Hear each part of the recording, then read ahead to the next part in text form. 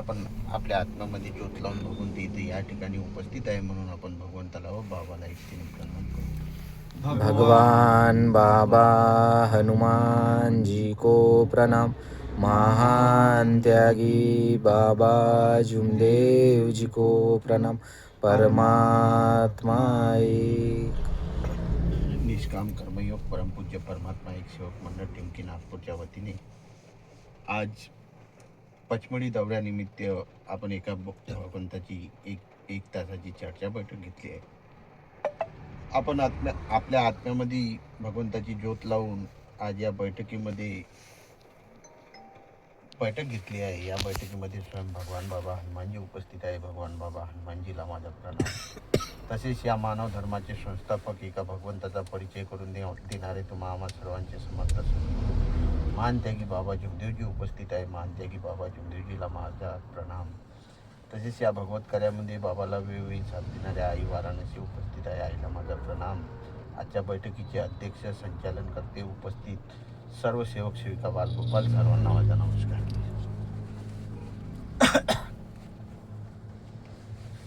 आपण आज बैठक घेण्याचा उद्देश का आपण एक पचमढी दौऱ्यासाठी चाललो आणि जात असताना आपण भगवंताचं नामस्मरण कसं करता येईल, त्या भगवंताला आपण आपल्यासोबत कसं ठेवता येईल आणि त्यांच्यासोबत आपण कसं जुळून राहू, हा उद्देश मनात ठेवून आपण आपल्या गाडीतल्या गाडीमध्ये एक चर्चा बैठक ठेवली. मानव म्हणून आपण जन्माला आलो. आपण मानव म्हणून जे काही कर्तव्य केलं आजपर्यंत, आणि आपण अनेक देवाची पूजा केली, जे नाही करायचं ते केलं, पण काही दिवसांनी आपल्याला माहीत पडलं का हा एक सुंदर असा मार्ग आहे, महान त्यागी बाबा जुमदेवजींना निर्माण केलेला. आपण या मार्गात जुळलो, सेवक बनलो. म्हणून सेवक म्हणून आपलं काहीतरी कर्तव्य आहे.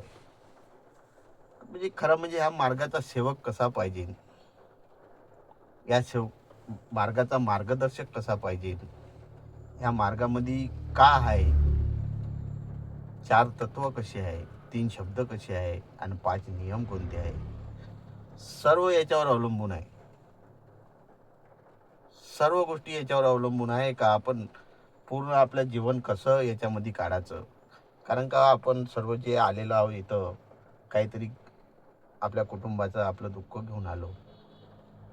खरं म्हणजे या मार्गात का आहे, देवाला प्राप्त करायसाठी खूप काही लोकांनी विधी केल्या, जप तप केले, आजही करत आहे. पहाडावर जाऊन ते जेव्हा कुंभमेळा राहते तेव्हा आपण पाहतो. आतापर्यंत आपल्याला माहित नव्हतं, पण आता जो मागच्या वर्षी कुंभमेळा झाला, आज सोशल मीडियाचा जमाना आहे. ह्या जमान्यामध्ये सर्व काही आपल्याला माहीत पडते. तर आज आपल्याला माहीत पडलं का भगवंताच्या प्राप्तीसाठी का करा लागते. लोक किती सारं करते, पण आपल्या मार्गामध्ये तसं काहीच करा लागत नाही.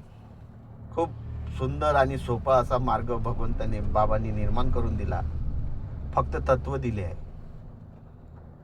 शब्द दिले आहे आणि काही बंधन म्हणून नियम दिले आहे. पण त्या नियमानं आपणच माणूस बनतो किंवा आपणच एक छान असा आपला परिवार निर्माण करू शकतो. वाईट व्यसनापासून बाबांनी आपल्याला दूर केलं, अंधश्रद्धेपासून आपल्याला दूर केलं.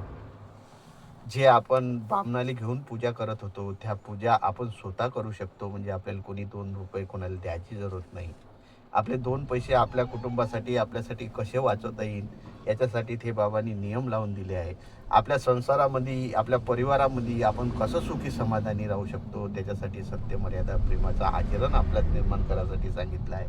आणि भगवंताच्या प्राप्तीसाठी तत्व दिले आहे का भगवंत कसा प्राप्त होईल, तो भगवंत तुमच्या घरापर्यंत कसा येईल, भगवंताच्या सहाऱ्यामध्ये राहून तर आपल्या जीवनाचा उद्धार करू शकता, असं समजवण्यासाठी आपल्याला ह्या बाबांनी हा सुंदर असा मार्ग निर्माण करून दिला.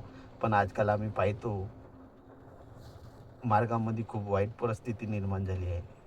प्रत्येक जण आपल्या स्वार्थासाठी माणुसकी भुलून गेला आहे.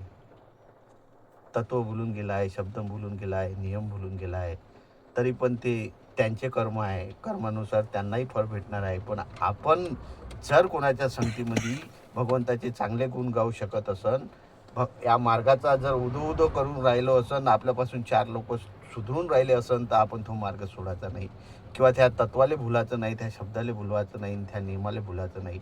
आम्ही मार्गदर्शक म्हणून एवढंच बोलू, एवढंच मार्गदर्शन करू का ह्या मार्गामध्ये सुखी होण्यासाठी हे सेवक बनले तुम्ही.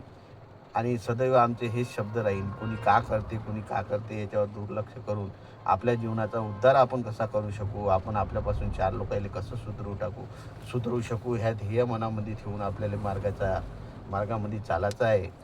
आणि सदैव असं चालत राहिलो पाहिजे.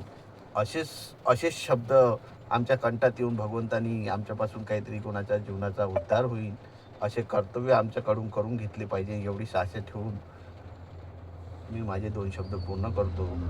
जर या बैठक घेण्यामध्ये, आमच्या मार्गदर्शनामध्ये आमचे काही शब्द चुकले असन, तर सर्व मिळून आम्ही भगवंताला क्षमा मागतो. मी पण क्षमा मागतो आणि माझे 2 शब्द पूर्ण करतो. सर्वांना माझा नमस्कार. नमस्कार. धन्यवाद.